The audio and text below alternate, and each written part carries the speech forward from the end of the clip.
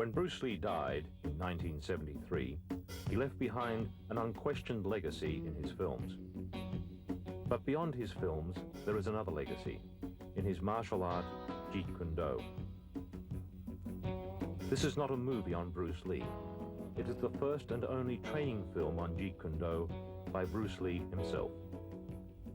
To compile this film, we have had the complete cooperation of the Bruce Lee estate, enabling us to draw, for the first time, from Bruce Lee's private training films and videos, as well as his audio records and his own training and research notes. The film is narrated by Bruce Lee, with additional input from his son Brandon Lee and from Dan Inosanto, the man Bruce chose to carry on his Jeet Kune Do.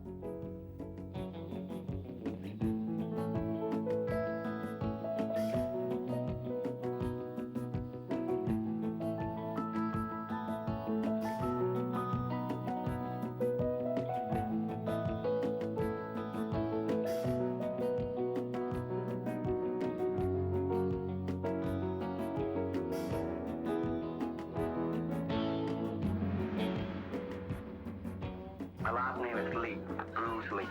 I was born in San Francisco in 1940.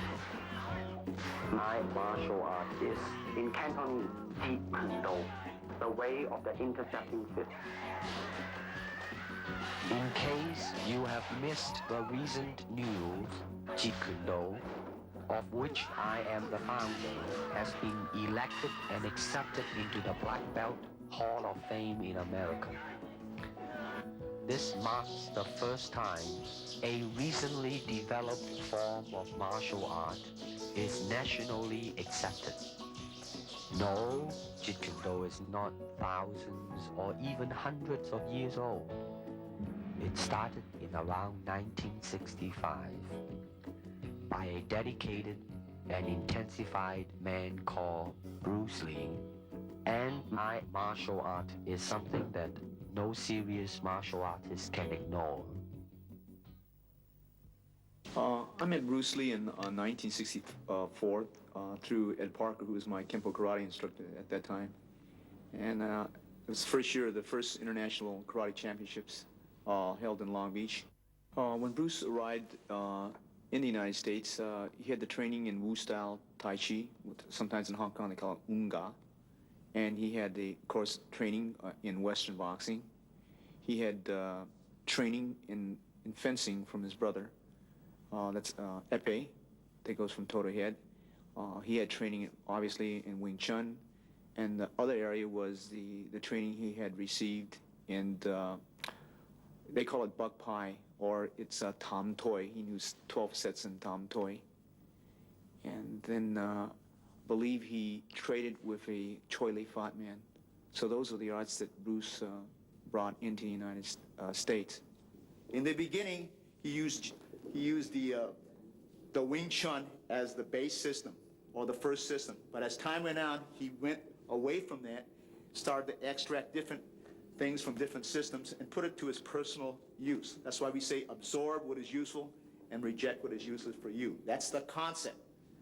Okay? He says using no way as a way. In other words, it's not a Japanese way, it's not a Chinese way, it's not a Korean way, it's not an Okinawan way, it's not a Filipino way, it's not an Indonesian way.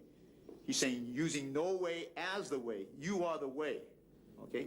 Then he's saying using no limitation as a limitation. That's the concept in Jeet Kune Do. That means I don't limit myself to a Filipino style or an Indonesian style or Malaysian style. I use what is useful for me, because at certain times a certain art may be useful under a certain environment. Kung Fu is originated in China. It is the ancestor of karate and jiu-jitsu. It's more of a complete system, and it's more fluid. Kung Fu can be practiced alone or with a partner. Practicing alone, they involve form. Some imitate a crane, a monkey, a praying mantis. Martial art include all the combative arts like karate or karate, judo, Chinese kung fu or Chinese boxing, whatever you call it. All those. You see, like Aikido, Korean, I can go on and on and on. But it's a combative form of fighting. I mean, it's not, some of them became sport, but some of them are still not. I mean, they use, for instance, kicking to the groin, jabbing fingers at the eyes and things like that. He mixed his trapping into grappling. He had 32 different sequences, as you could see in The Game of Death and the Way of the Dragon, those two films. He was getting into grappling, the face locks, the head locks. Originally, Bruce taught us various different trapping methods. For instance, if the punch was to come and we were to trap it, we would come back here and we would lock up. This would be the lock-up positions that we would use. To me, okay, to me, ultimately, martial art means honestly expressing yourself. Now, it is very difficult to do. I mean, it is easy for me to put on a show and be cocky and be flooded with a cocky feeling and then feel like pretty cool and all that. Or I can make all kinds of phony things, you see what I mean, blinded by it. Or I can show you some really fancy movement. But to express oneself honestly, not lying to oneself, and to express myself honestly, that, my friend, is very hard to do.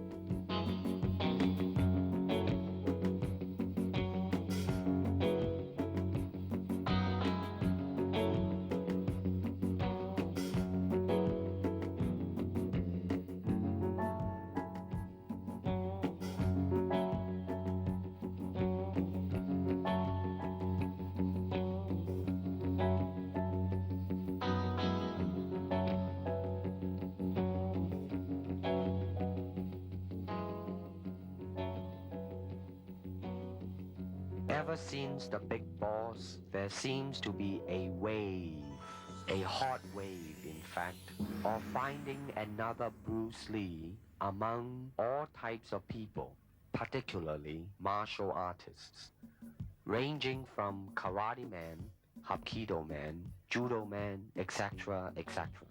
Forgetting about whether or not they possess the ability to act, just so as they can halfway decent to kick or punch, and hopefully knowing a few tricks or gimmicks, the producers will make them a star. Now let's stop about here. Is it that simple to become a star? Well, I can assure you it's not that simple. Also, I can tell you that as more Bruce Lee's films are shown, the audience will soon realize not only in acting ability, but in physical skill as well, they will see the difference. For example, in The Way of the Dragon, my skill is matched with an American champion, Chuck Norris, who happens to be a 7-time winner of both the All-American Open and World Karate Championship as well. Then there is Bob Wall, the 1970 heavyweight karate champion, plus Wang Yanjik, the 7th degree Hapkido expert, which some audience have seen him in the film called Hapkido. Of course, it is only movie making, people will say, but I'm sure that the audience are not so insensitive as to not be able to see and judge by themselves and compare these men's speed, power, rhythm, coordination, versatilities, etc., etc. I started training with my dad really as soon as I could walk. I mean, my dad was a really diligent trainer, and he always had people over at the house practicing. My dad had a circle of students that were close to him, and so they were friends of our family. And one of those men, Danny Inosanto, continued to be my teacher, so it's kind of a nice unbroken line. I have his books at home with all of his underlining and his notes in them, and it's fascinating to see where he drew his sources from, from what sources he drew. He's got books on Western fencing at home that he would use, on boxing. I remember he always used to say that you want to try and absorb what is useful, discard what is useless, and add what is essentially your own, and that was kind of his credo in creating Jeet Kune Do. When people ask me the question in interviews generally what my style is, I usually say, well, my father created the art of Jeet Kune Do while he was alive, and I have been trained in that. Because it's simple to say that. However, I actually truly truly feel that it's a little bit too simple to say that, because Jeet Kune Do was my father's very personal expression of the martial arts. He intended it to kill a lot of sacred cows. So I always feel a little bit silly saying that I practice Jeet Kune Do, although I certainly have been trained in it. Yeah.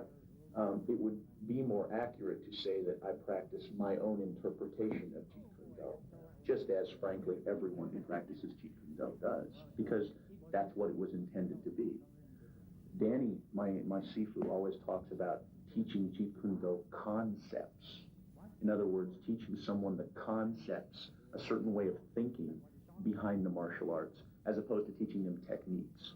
To me, that kind of illustrates the difference between giving someone a fish and teaching them how to fish. You know that old story, right? You can teach someone a certain block, and then they have that block.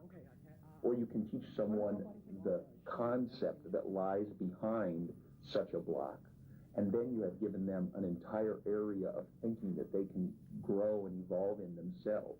They can say, I see, so if that's the concept, then you could probably also do this, right? Yeah.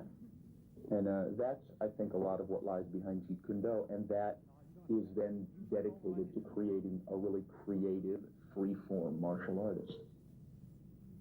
You see, actually, I do not teach, karate, because I do not believe in styles anymore. I mean, I do not believe that there is such thing as like Chinese way of fighting or the Japanese way of fighting or whatever way of fighting, because unless human beings have 3 arms and 4 legs, we will have a different form of fighting. But basically, we have only 2 hands and 2 feet. Unless we have other group of beings on Earth that are structurally different from us, then there might be a different style of fighting. Now, why is that? Because we have 2 hands and 2 legs now. The important thing is how can we use it to the maximum in terms of path. Well, straight line, curved line, round lines. They might be slow, but depending on the circumstances, sometimes that might not be slow. And in terms of legs, you can kick up straight, same thing, right? Now, and after all that, then you ask yourself, how can you honestly express yourself at that moment? And being yourself, when you punch, you really want to punch. Not you want to punch because trying to avoid not getting hit, but to really be in with it and express yourself. Now that is to me the most important thing, and that is how can I, in the process of learning how to use my body to understand myself. Now the unfortunate thing is, now there's boxing, which use hands, judo, which is throwing. Now I'm not putting them down, mind you, but I'm saying one thing that is a bad thing, and that is because of style, people are separated. They are not united together because styles became law, man. But the original founder of the style started out with hypotheses. But now it has become the gospel truth. And people that go into it, man, became the product of that. It doesn't matter how you are, who you are, how you are structured, how you are built, how you are made. It doesn't matter. You just go in there and be that product. And that, to me, is not right. So styles tends to not only separate men, because they have their own doctrines, and then the doctrine became the gospel truth, that you cannot change, But if you do not have styles, if you just say, well, here I am, as a human being, how can I express myself totally and completely? Now, that way, you won't create a style, because style is a crystallization, I mean, that way, it's a process of continuing growth. First, we use the feet. And then we use the elbow. In fighting, There is a finger jab, there is a punch, there is the back fist, and the thigh kick. It depends on where you hit and what weapon you will be using. I can use my longest weapon, my thigh kick, against the nearest target, your kneecap. This can be compared to your left jab in boxing, except it's much more damaging. You name it, man, we You use it all. You have to, you see, because, I mean, that is the expression of the human body. I mean, everything. I mean, you know, not just a hand.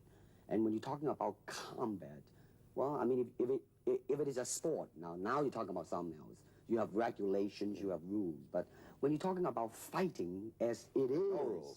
with no rules, Not real fighting. well, then, baby, you better train every part of your body. A good martial artist is like water. Why? Because water is insubstantial. By that I mean you cannot grasp hold of it. You cannot punch it and hurt it. So be soft like water and flexible. Be formless, shapeless, like water. Now you put water into a cup, it becomes the cup. You put water into a bottle, it becomes the bottle. You put it in a teapot, it becomes the teapot. Now water can flow or it can crash. Be water, my friend.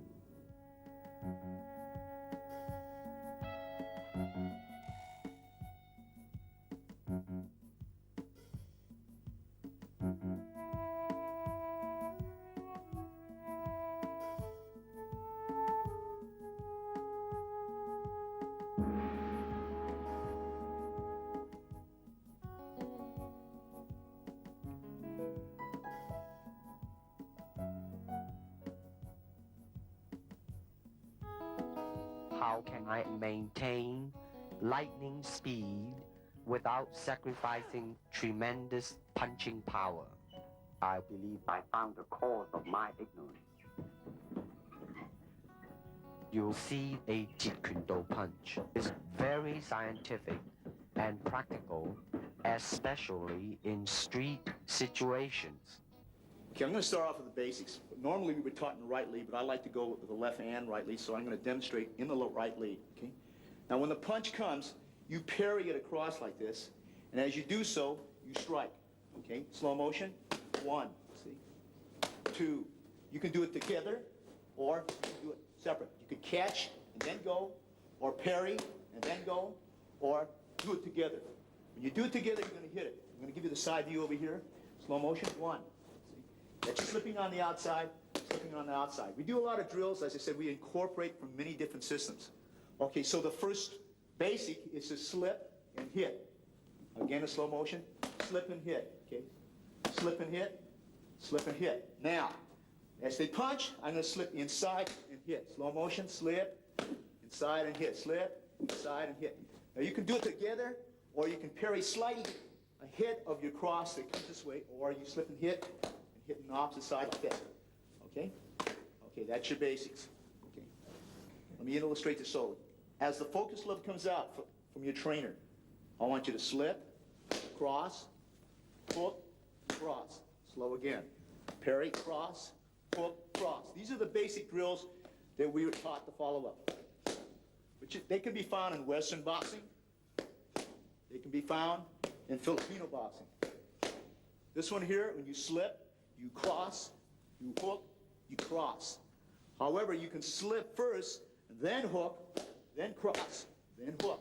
Again, slip, hook, cross, hook. We can also, when they jab, parry this hand, cross it here.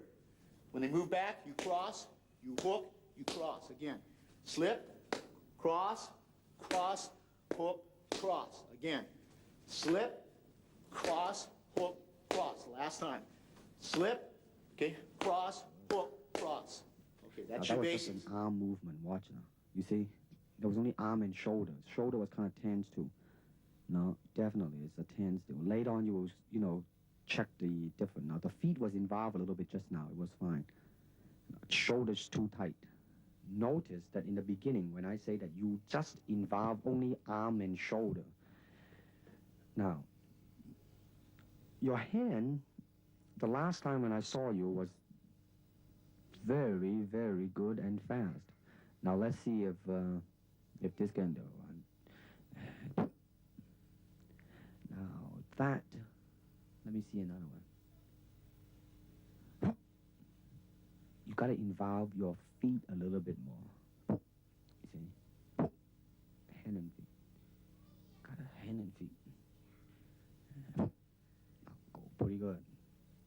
Now Now watch, I think that when I attack you in a reactionary type of a thing that tightening on the shoulder, now watch now, you, now, watch when I try to attack you, I think when you react to it, you know, then you just do not tense yourself too much, you know, you just then react and just boom, go into it.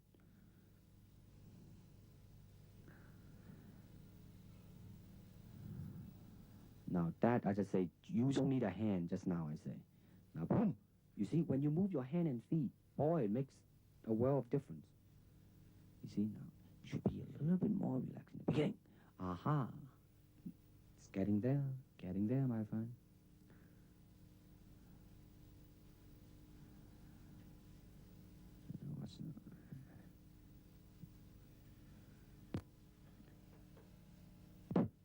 Good.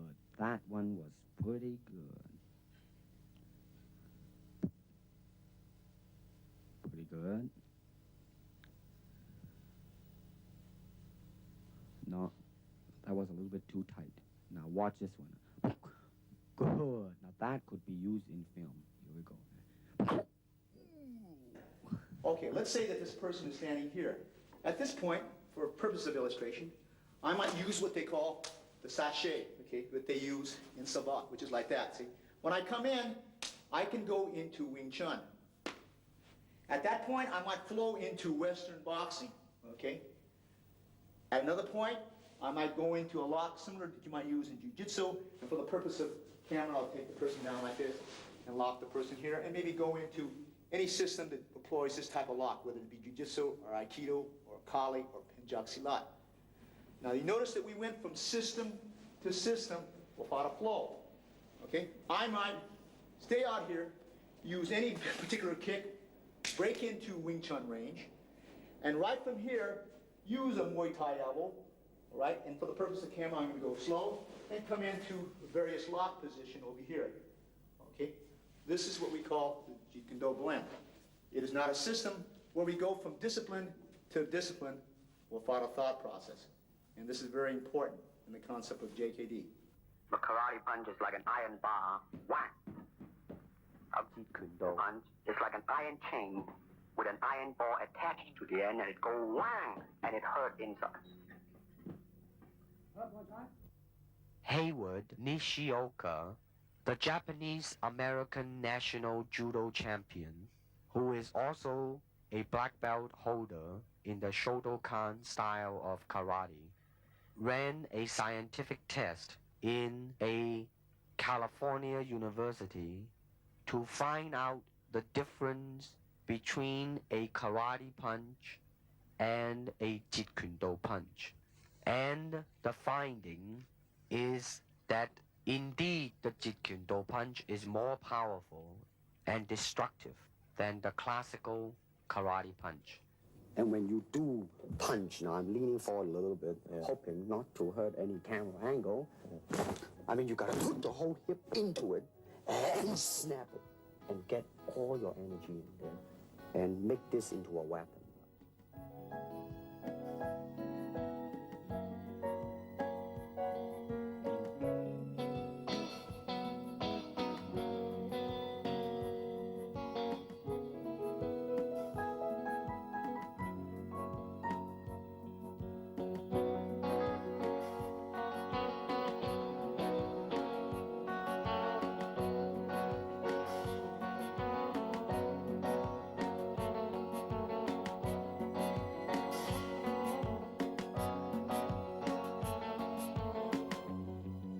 Reach me, you must move to me. Your attack offers me an opportunity to intercept you. Don't charge in blindly. In combat, distance is a continually shifting relationship, depending on the speed, agility, and control of both fighters. It is a constant, rapid shifting of ground, seeking the slightest closing, which will greatly increase the chances of hitting the opponent. Okay, so I'm going to start off first with the footwork system, because this is the mobility system or the transportation system or the system of delivery, okay? Traditionally, when he started off in 1964 when he taught me, we raised the left heel up. This thing is pointed in, and this is what he referred to as the Bai Zhang stance. like this, okay? So I'm going to start off first with the basic footwork. This is the step and slide shuffle, step and slide back. Okay, so this is the first two. Advance, retreat, move to the right, and move to the left. In the beginning of those earlier years in 1964, they always went with the right lead. But as time went on, we decided to go both left and right lead. So we again practiced our footwork with advance, retreat, move to the left, move to the right. Then we advance and retreat in one motion, and we retreat and advance. Double advance, double retreat, double left, and double right. This should be also done on the right lead as I'm doing here very slowly, okay? And switching over as so, okay? The basic footwork in which we use, okay? This method here, he taught us also, is slide step. And slide step advance. So you slide the step, then you take a step out. Slide, and then step, slide and step, slide and step. And left lead, it will look something like this. Slide and step back, slide and step back. Then you have something that looks like your step and slide shuffle, but it's not. That's what they call a push shuffle. You push off, and you push back. Rather than take a step here and slide, you push, and you push back. This is what we refer to as the push shuffle on the right lead. Then you learn it on the left lead. Push shuffle, push shuffle, push shuffle, push shuffle. Okay, after that, he taught us the circle. The circle, we learned the quarter turn, which means I'm going to turn as if your opponent is here, we move. As if your opponent turns that way, you move, okay? Turns this way, we move. Turns this way, we move. Now your opponent's circling this way, so we move. So we learn to circle around like this. He circles this way, we move. Circles this way, we move. We do this again in the right lead also. Okay, so the man is circling this way, we move. Circles this way, we move. Circles this way, we move. Circles this way, we move. Circles this way, he moves. Then we reverse it. This way, your opponent's moving, so you just move laterally, move around, moving around, okay? All right, this is your transport system that we use, or what they call delivery system. This is on combination kicking. Now you will notice a difference. In the beginning, you tend to over-chasing yourself. In other words, you're covering too much distance. Therefore, when you kick, then your center of gravity is moving forward too much, and the form in kicking is greatly affected. Now, the reason you're going back because your body was leaning too much back. Now that's what is called a commitment kick. I mean, when you try to go through something, when you're trying to really kick to hurt, then you would lean back, but you won't do it in a combination kicking. Boom. No, you see, you are rushing yourself there. I mean, you should really, in the beginning, just take your time and just go boom, and boom, and now.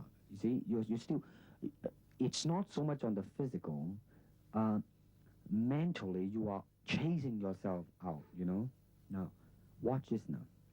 In slow motion, bum and bum. But you see, the body line is always there instead of overreaching, you know what I mean? You kind of rest back. But as you progress on, though, here we go. 1 and 2, just easily, you know what I mean? Here we go. And 1, that's good. 2, and then once you get that, then you go into the kicking form, make sure that it is right, and 2 and 3. Now you are more in control now. You are more thinking of 1, 2, 3. And don't just, think of 3 already. That's even better now. There is snap at the end in this one too. The other one, you are just, doing a form and a boom and a boom and a boom. You see, all you need to do is just really snap the leg and just step and slide into it. Boom and a boom and a boom. That's right. Good. Now you're not over chasing yourself. Now you are pacing yourself right. Here we go. 1 and 2 and 3. Good.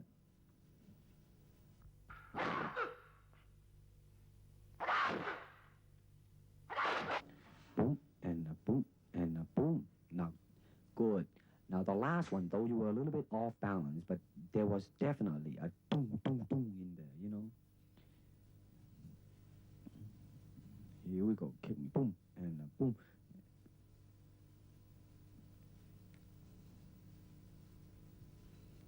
Here you go, boom, boom. You gotta bring the leg back quick, you see. You let it dangle out there too long. Gotta bring it back. You gotta bring it back. You gotta bring it back. And go boom, and boom. You see now, you see how you just boom, and then you lay it out there, but without bringing it back as soon as you can. Now watch this again now. Boom, boom, boom. You know, you should go boom, to go back, boom, to go back. You know what I mean? Really. The fighting measure is the distance the fighter keeps in relation to his opponent. It is such that he cannot be hit unless his opponent lunges fully at him.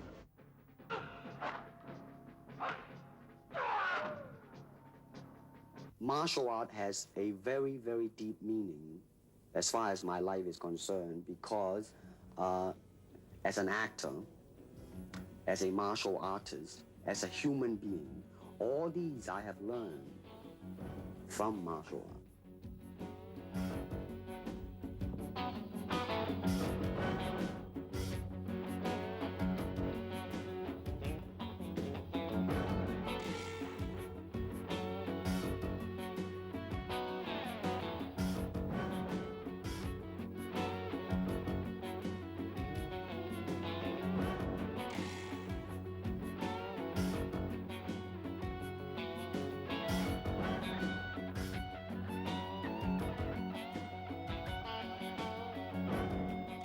If you wish to train punching, then punch. If you wish to train kicking, then kick. The power from my kicks and punches are bursting. I demonstrated a side kick on Ken Knutson, a powerful Goju stylist that moved so fast that he felt as though his eyeballs were still where he was standing. Now, first of all, I noticed that in this tape, that as it progresses, your feeling is more involved in the technique, and consequently, your technique also improves.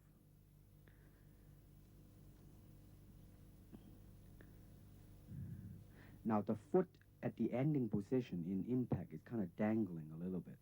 Watch it now. Right? I mean, it's not a definite substantial straight line directed at it and, you know, hit it square and then come back.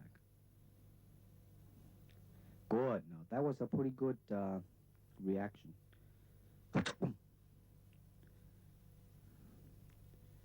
Good. You're pretty loose here. I see your hands dangling loose. And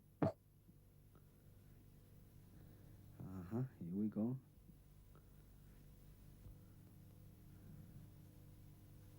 One more time.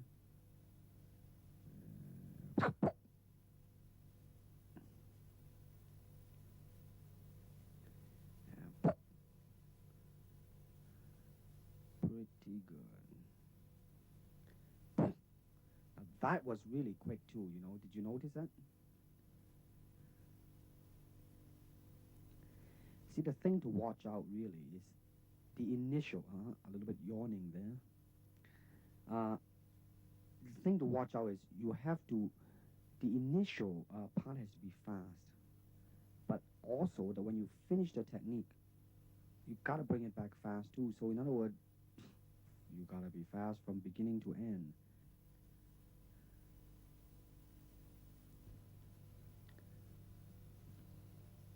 In the spin kick, you will notice a very good lesson in there. Now, just now, it was a little bit off.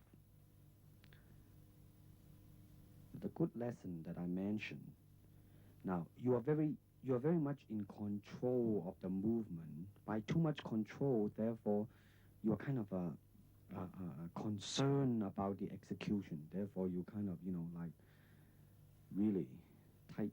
Boom. Now, that was a pretty smooth movement. But now watch this now. Now, right now, I'm telling you to, you know, really just forget about it. Just do it. Now, boom, you see, right on the target. When you just ease the burden of your mind, you just do it. Now watch the next two kick now. Just go boom, right on the head, man. And good speed too. And boom, boy, right on the head. See, now that's James Coburn in there, kicking. You see what I mean now? You really just shoom, and go into it. You can feel the difference when I put my body behind the kick. I mean, you gotta put the whole hip into it and get all your energy in there and make your kick into a weapon. Now, let's see what, now, oh, in this one, I want to see the initial speed and suddenness of your attack. This is just a simple attack, I think a side kick. And I just wanted you to see how, go in there. Now, you're bouncing now for the sake of bouncing. Now, boom. Now, that one's not there. Now, that one now. You have good intention, you made up your mind, you just go. Not bad, not bad. Now, notice your kick when you finish. You just let it drop down, You do not bring it back quick enough. Now, your initial was quick. If you bring it back quick, the whole kick would just look like a boom. Now, again, you see, you did not bring it back again. You move, and boom. Good, very good suddenness. Again, you notice your leg, you did not bring it back.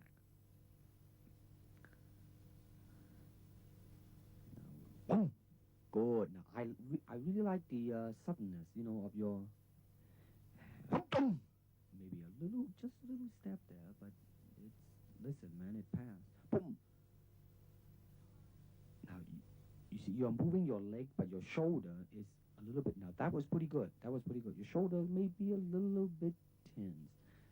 The upper body and the lower body has to be united. Now, you see now, I don't think we mentioned this because your leg was... You see, you let it stay and then back. Now, see, definitely, your initial move has, really improved. Really improved. Relax and move and... 1, 2, 3. Now, that was good. That was good.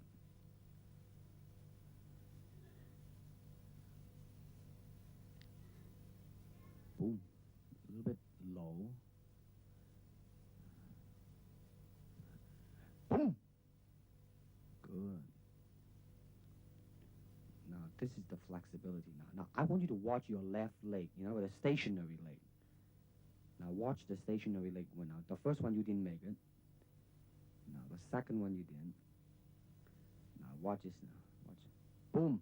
You see how it really straightened out and you let all the weight rest on the heel and it just reach easily. Now, this is the side kick going over. Now, listen to this now. I like your very good natural feeling on the first one, though the kick was not too good. I mean, you see how it just really, very smoothly it go up there. Now, the second one, you want to control your foot position a little bit. Maybe you have too much control in there. Watch now. You know what I mean? Make it not as natural as the first one. Boom. Mm-hmm.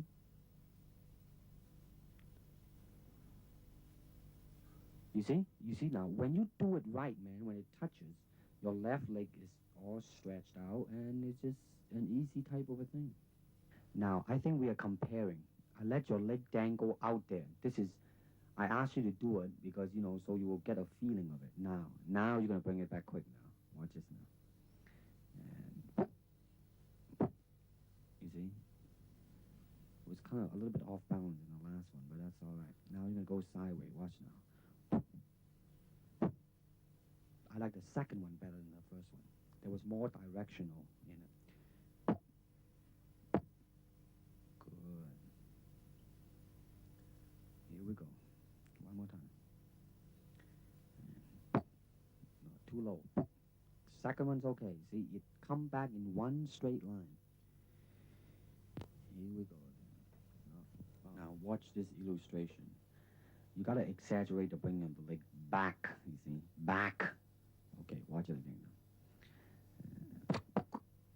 now. You see, exaggerate the pulling of the leg back. Make it look much more faster and more forceful. Watch this now. I like the naturalness of your kick. Watch this now.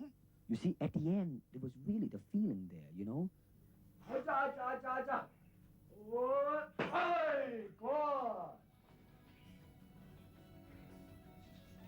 Get your back jumping up and down. Hey, good.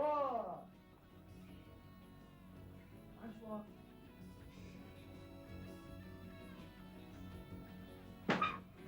Oh.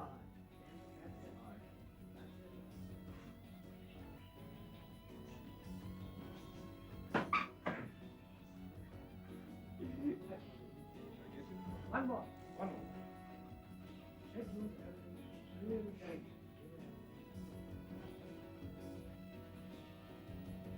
You are sure. I see your happiness.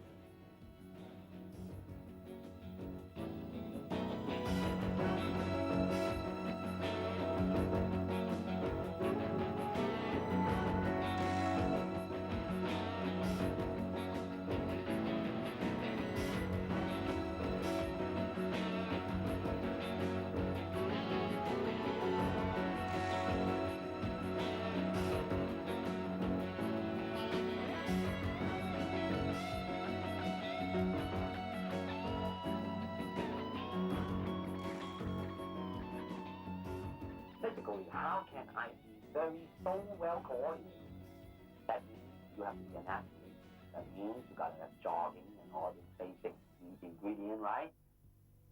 Well, my dad made a point at the time that he was training that there were a lot of martial artists who weren't paying enough attention to their instrument, you know, and certainly the instrument of the body is what you're going to be using in your practice of the martial arts. So I think it's very important to keep up the tempo, so to speak. I'm interested in that point you reach where you actually fail from exhaustion at something, whether it's a weight training exercise or a cardiovascular exercise. I'm interested in seeing just how much that point is a physical point and how much it's a mental point. And so that's what I do. I jump a lot of rope, I run, I ride a life cycle. I much more prefer to go out and actually ride a bicycle or run and, you know, see some scenery. And then I work out down at the academy, which is on some levels a very cardiovascular workout. Some of the classes I take, like the Muay Thai kickboxing classes, a hell of a cardiovascular workout. Yeah. And then some of the classes are more technique oriented, so you're not huffing and puffing so much as you are just learning individual techniques. And then I work out at the weightlifting gym, where I do 2 body parts a day, pretty much. And then I break that up occasionally, so I do like back and biceps on one day, chest and triceps on another day, or something else, and delts and legs on the third, or something like that. And it was just a, you know, switch it. I found that that was generally the best thing to do, whether it was with a high weight or a low weight. And what I understood the process to be was that working with heavy weights would build mass, whereas working with low weights was intended to build like density and really carve out the muscle a lot more. And since I personally have never been interested in getting large as much as just getting cut, I tended to work with a lower weight.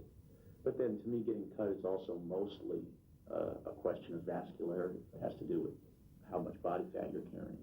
So I've always done a lot of cardiovascular work because that's also real world power too. I mean, I suppose it's good if you want to pick up heavy objects to have large muscles, but cardiovascular stamina is something that seems to come in handy a lot more often than a large muscle would. You go down to the academy and you try and do a 3-minute round on the Thai pads, and I don't care how big your muscles are, if you don't have a real good cardiovascular system, you're going to be dead in about 45 seconds, and I'm still going to be going. Now, you want to kick it when it's coming to you. I'll try it. You let your foot jam.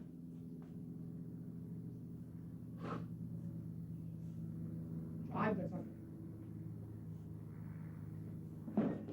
You're pushing. Okay, now, Jim, go and kick a bean back and give me the thrust the sucker to kick them hard.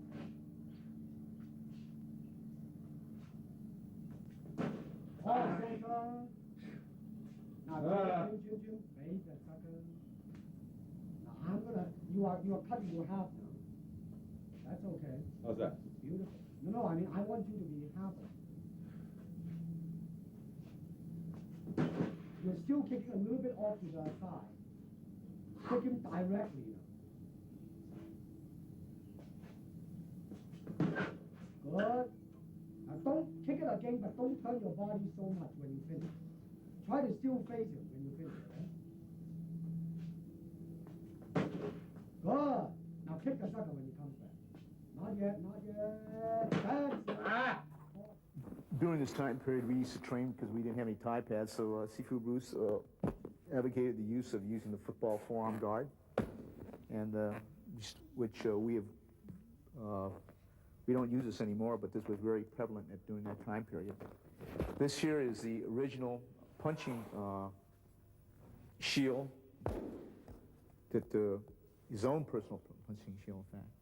This was used as in the Way of the Dragon. If you notice this, he had one part. I had one arm, he had the other arm, and this was used in that picture, Way of the Dragon.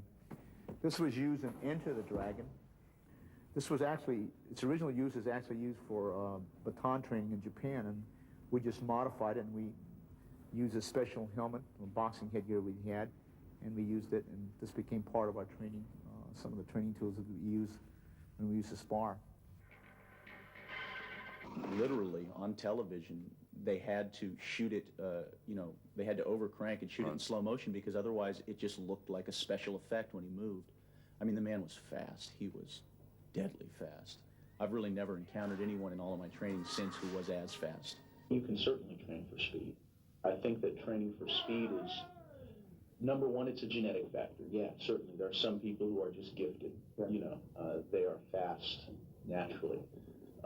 But I think training for speed, on the whole, is a question of muscle memory.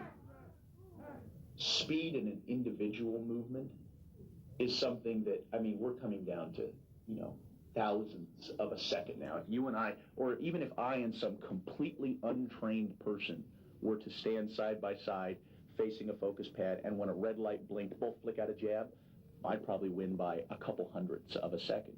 But once you're talking about speed with repetition of movements, to be able to go like that, that's muscle memory. An untrained person would be like, they would falter in their movements because they haven't trained their muscles, or they haven't trained their perception as well to be able to react quickly to a variety of different circumstances.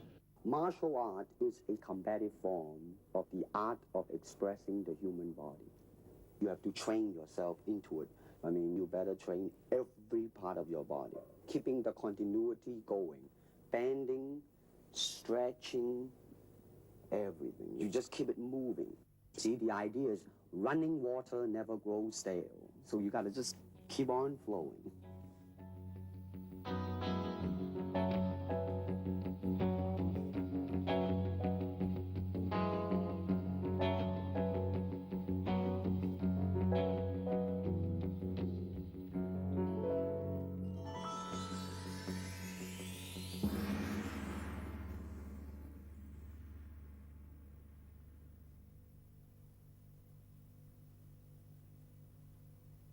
When the opponent expands, I contract. And when he contracts, I expand. And when there is an opportunity, I do not hit. It hits all by itself. To me, at least the way that when I teach it, all type of knowledge ultimately means self-knowledge. So therefore, they're coming in to and ask me to teach them not so much of how to defend themselves or how to do somebody in. Rather, they want to learn to express themselves through some movement, be it anger, be it determination, or whatsoever. So in other words, what I'm saying, therefore, is that he is paying me to show him in combative form the art of expressing the human body. Jeet Kune Do is not a style.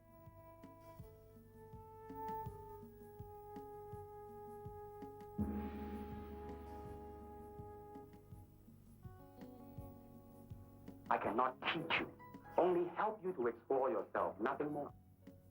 Here it is the natural instinct, and here is control. You are to combine the two in harmony. Not if you have one to the extreme, you will be very unscientific. If you have another to the extreme, you become all of a sudden a mechanical man. Now, James Coburn is a peace-loving man. I mean, he's really, really nice. I mean, super mellow and all that. I mean, you know, I mean, now he appreciates the philosophical part of it. Therefore, his understanding of it is deeper than Steve.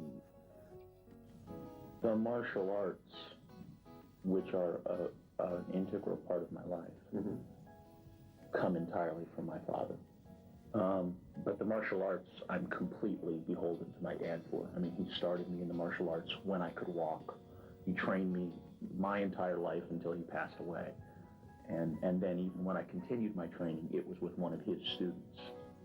You know what I want to think of myself? As a human being. Because, I mean, I don't want to sound like, you know, as Confucius say, but under the sky, under the heaven, man, there is but one family.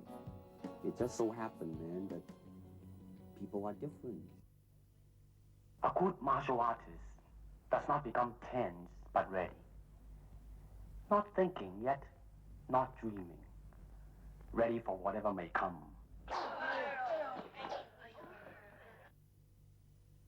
When you move down the road towards the mastery of the martial arts, and you are constantly moving down that road, you end up coming up against these barriers inside yourself that will attempt to stop you from continuing to pursue the mastery of the martial arts. And these barriers are such things as when you come up against your own limitations, when you come up against the limitations of your will, your ability, your natural ability, your courage, how you deal with success and failure as well, for that matter. And as you overcome each one of these barriers, you end up learning something about yourself. And sometimes the things you learn about yourself can, to the individual, seem to convey a certain spiritual sense along with them. I don't believe in systems, nor in methods.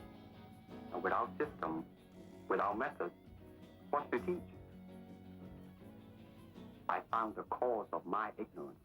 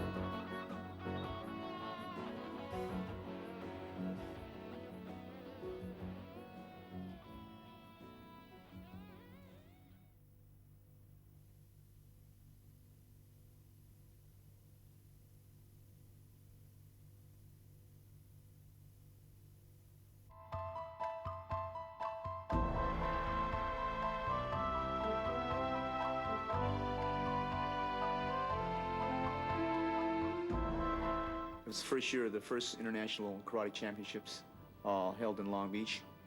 And my job was to make sure that Bruce Lee, you know, Ed Parker gave me a certain amount of money to make sure he ate properly and make sure he got back to the hotel room, sort of like his host. And I met him then and grew to really like his personality, and we became very close friends. When Bruce arrived in the United States, he had the training in Wu-style Tai Chi, sometimes in Hong Kong they call it Unga. And he had the, of course, training in Western boxing. He had training in fencing from his brother. That's Epee, that goes from toe to head. He had training, obviously, in Wing Chun. And the other area was the training he had received in, they call it Buk Pai, or it's Tam Toi. He knew 12 sets in Tam Toi. And then believe he traded with a Choi Li Fat man. So those were the arts that Bruce brought into the United States. What Bruce did, as it related to me, that he could never learn from the top man, because in those days, Kung Fu practitioners were quite prejudiced, and they didn't usually share the knowledge with other people from other styles. So what Bruce did, he knew that, so what he did would go to the second or the third or fourth man in the system and say, well, look at how would you like to learn Wing Chun? And I'll trade you my Wing Chun knowledge for your praying mantis. Let's say it's Northern praying mantis. And that's what he did, because he knew that the head instructor wouldn't teach him. So he did that in Southern mantis. Southern mantis, I believe he trained straight with the man. But a lot of the styles that he trained in Chinese Kung Fu, the way he picked it up, he would exchange the knowledge of Wing Chun for different styles. And of course it was between him and the person he traded with. So he usually picked the second or third or fourth or fifth man within the hierarchy or of the top five in each Kung Fu system. And then as he approached that, he worked obviously with a lot of Western boxers. A lot of his students were sort of street type fighters. He worked with various different wrestlers and judo man and jiu-jitsu man, and slowly went away from the traditional or the classical way of training in Kung Fu. And he sort of changed the methods. In other words, he did away with the classical traditional ways of forms. But I think he still kept the forms, but he separated between what was the forms and what was the way he wanted to train for martial art. He referred to the forms as martial art gymnastics. And that's the first part that you would see, because when I first learned under Bruce, he was teaching me sets. For the first 6 months of my training, I learned sets. And I was learning a set in Northern Mantis, and the first set in Wing Chun, and a little first part of the Wu system, Tai Chi Chuan. And then within about 3 to 6 months, it's hard to go back in my memory right now, but he said that's not where it was at. And he just completely stopped teaching me that, and went into this, what I call his way of thinking, his way of training. Instead of doing, like in other words, the Wing Chun dummy, for an example, and I think Bruce only knew from 1 to 60, I believe, and he wanted to learn the rest of the Wing Chun dummy, and at that time he did not know, and I think he went back to Hong Kong and tried to learn it, but somehow reason he could not. So he felt that the first 1 to 60 was the very important. Instead of training from 1 to 60, he would take a portion of that 1 to 60 and train that thing over and over and over and over again. That's the way he taught. And then he came to a point where he started to not even follow the prescribed method on the Wing Chun dummy. He just started to freelance it. And that's what he did with the forms. He just took a section of the form and shadow box it, pretty much like a Muay Thai fighter would do. He would shadow box the movements, right? Or like a Western boxer would shadow box. And he would take it out of the form, analyze it, investigate it, and say, no, that's not the way you would actually do it in combat. I'll change it a little bit. And probably, I'm safe to say, he was probably very much criticized during that time period. Absorb what his useful concept is just something that he felt that every individual was different. Therefore, he couldn't really follow his instructor per se. So realizing that you couldn't follow his instructor, he had to find out what worked for him. But of course you have a base system. And so his interpretation is that you could, say, unite Wing Chun and flow right into Jiu-Jitsu and go from Jiu-Jitsu into Western boxing and Western boxing out to Savat or out to Muay Thai and go back and in and out of various disciplines. This was his idea, and he seemed to, as people said at that time, get away with it. But a traditionalist might frown on that because that's not the accepted way. There are some people that, when you study with them, whatever the style is, they want you to say strictly Chole Fat, or let's say Chole Fat, for instance. Okay, but his concept was that you didn't have to. You could flow from Chole Fat into Wing Chun if you knew how to do it. You can flow from Chole Fat into Western boxing hands. From Western boxing hands, you can flow into Jiu-Jitsu. You can flow into grappling. So absorb what is useful is that identically what he's trying to say is it's from a book called The Art of War, Sun Ji. He says absorb what is useful, reject what is useless, and add specifically what works for you. So that's basically the philosophy behind absorb what is useful. Transcending technique is many ways you could do this, but the techniques really aren't that important. What makes a technique, in my opinion, is the timing, the rhythm. Okay, your personal attributes like your agility, your balance, your coordination, dexterity, stamina, strength for that certain time period. The technique has to fit the individual. Technique has to fit motion, both your motion and the opponent that you're flowing with. That's the important part about technique. So attributes, according to Bruce, were probably more important than technique. Developing speed or stamina or strength, those were attributes that you do use in combat. And that's, I think, what he was trying to say there, that you got to transcend the technique, both physically and mentally. Having no limitation as a limitation, the philosophy behind that is that if you are trained in a particular martial art, which is called a Japanese style, they might see something in another style that they like, let's say another Chinese style. But because of the curriculum, they stay within the boundaries, so therefore it limits what he can use. As having no limitation is your limit, he's using no limit. The boundaries within the Western boxing, let's say that's a boundary because you're boxing, you're strictly using your hands. You're not really using your knee, you're not using your elbow, so it is limited. Wrestling, for the most part, unless it's a professional wrestling, you're not allowed to use the elbow, or bite, and gouge. So you're limited because that gives you a kind of a structure to work with. Judo is very, very good art. They throw well, they choke well, they strangle well, they arm bar, they leg bar, but there is no punching, so that's limit. So he's trying to say using no limitation as styles do limit to a certain degree. Bruce said that to transcend technique, it has to punch, it has to kick. You don't punch, it punches, it kicks, it elbows, it knees, it head smashes, all right? It does everything. It grapples, it locks, it chokes, it strangles. It was the transcending of self. You don't know how you hit. It hit. It just hit by itself without even a conscious effort. That's what he's talking about, that the it. So he's transcending the physical. He told me once, well, I don't know if it's true or not, he said that he could see himself, if there was a person he's fighting, that he never fought the battle from here. He fought the battle from here, and he could see himself and the opponent. He says, I says, let me get this straight now. You mean your opponent's here, and you're not here watching this guy? He says, yes, I'm watching from here.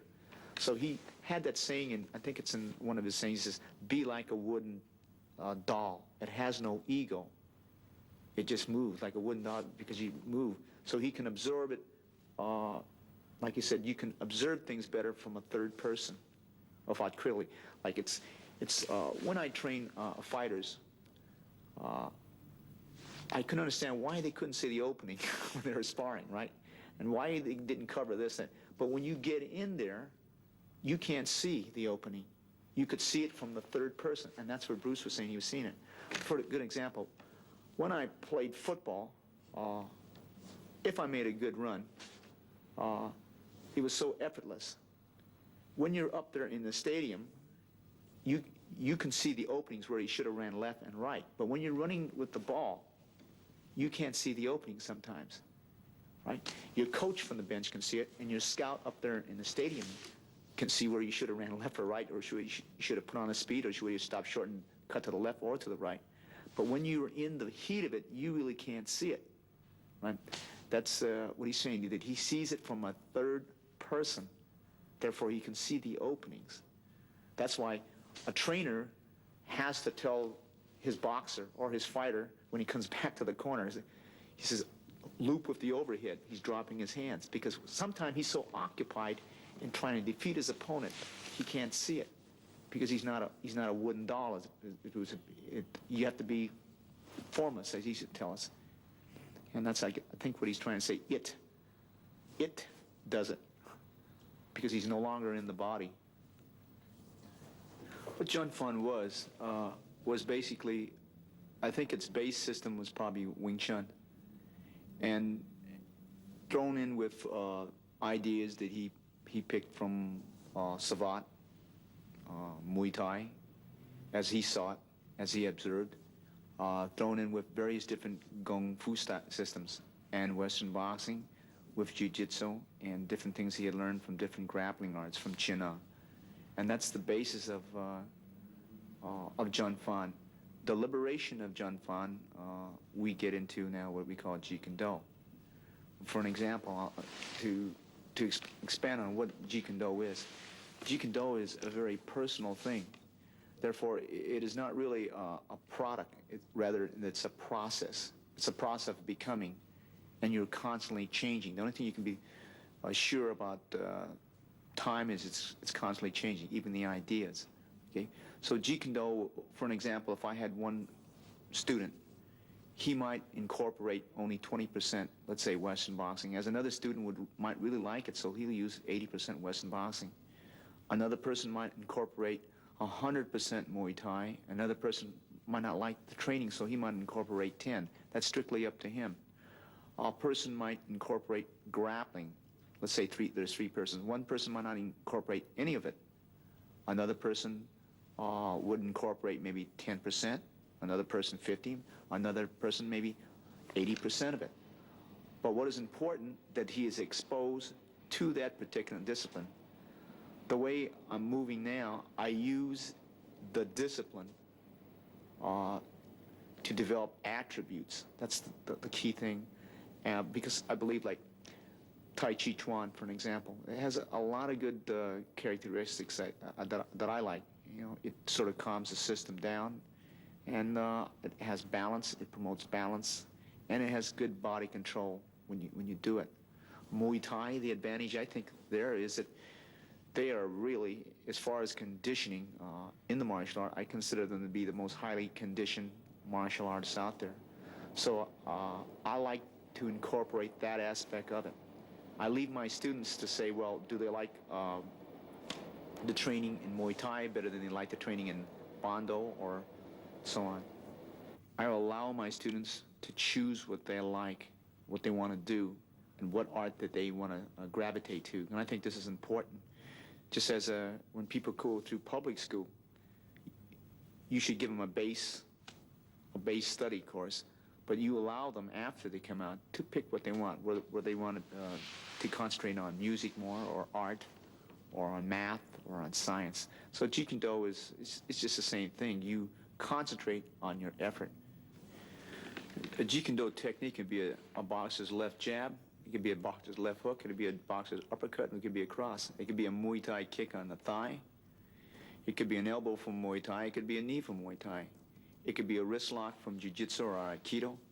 It's whatever works. So a Jeet Kune Do technique, you can't really classify a Jeet Kune Do technique. And the way of in the realm that Bruce had it, it's absorbing what is useful for you.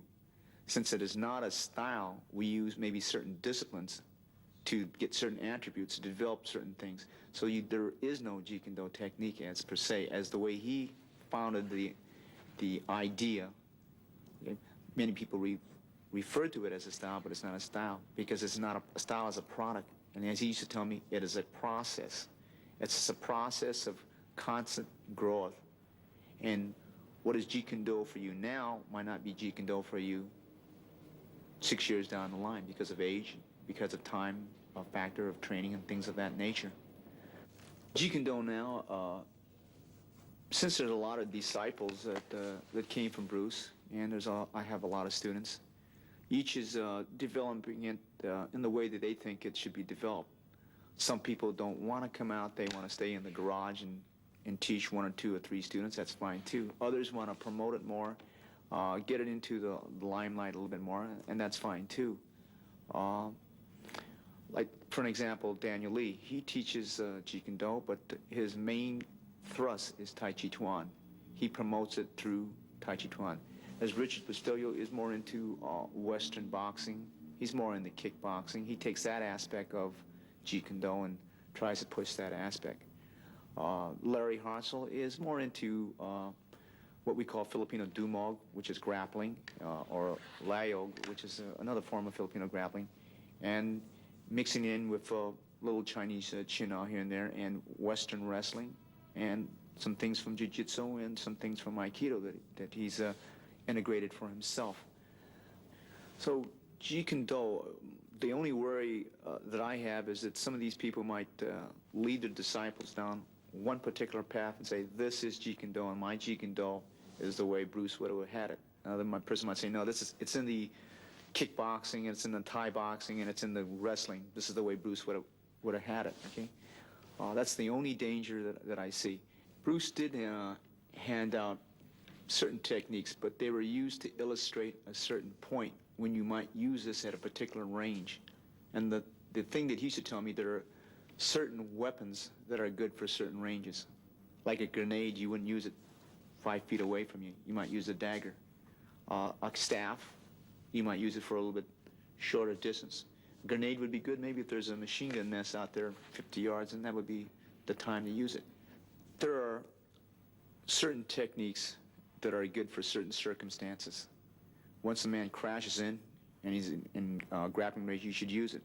So there are some people who don't believe in the grappling range, but if you look at any professional boxing match or kickboxing match, they within 2 to 3 kicks or 3 or 5 punches, they're already in clinching range. So you should have a grappling art. You can't afford not to learn it. Okay, some people say, well, I'll finish it all in kicking range, I'll finish it all. So I guess what I'm trying to say is that every system or discipline has its time and place. For an example, Bruce used to ask me, he said, Dan, what's the best way of travel? I says, 747, jet, United Airlines. Possibly. He says, well, if you're going across the street, the jet wouldn't be very much use, would it? If you wanted to go 2 or 3 blocks, maybe a bicycle might be better than the car. And if you're in the jungles of Amazon, he says, the Porsche that McQueen drives isn't any good because he can't use it under that environment.